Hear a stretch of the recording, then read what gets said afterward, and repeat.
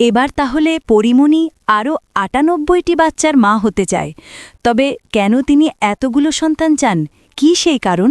চলো বন্ধুরা, তোমাদের সাথে নিয়েই বিস্তারিত জেনে আসি। ঢালিউড নায়িকা পরিমণি অভিনয়ের বেশি ব্যক্তিগত জীবন নিয়েই বেশি আলোচনায় থাকেন।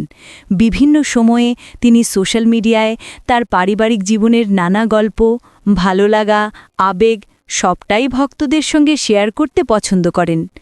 পরিমণি এবার এসেছেন জনপ্রিয় podcast behind the fame with RRK-র 10ম পর্বে।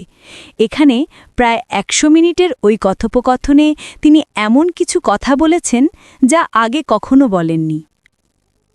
রুম্মান রশিদ খানের সঞ্চালনায় পডকাস্টে পরিমণি বলেছেন, এখন আমি অনেক ভেবেচিন্তে কাজ করি, যেটা আগে করতাম না। এর আগে অভিনেত্রী বলেছিলেন এই বদলে যাওয়া তার সন্তানদের জন্য।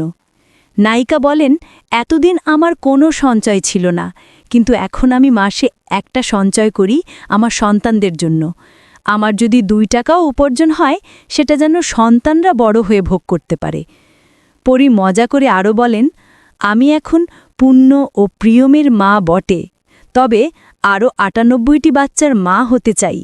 মোট 100 বাচ্চার মা হয়ে ওদের দেখভাল করতে চাই।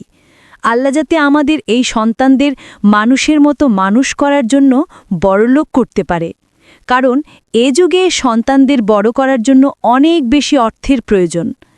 ব্যক্তি পরিমণি বা নায়িকা পরিমণি অনেক ক্ষেত্রে ব্যর্থ হতে পারে, তবে মা হিসেবে আমি নিজেকে কখনো ব্যর্থ হতে দেব না।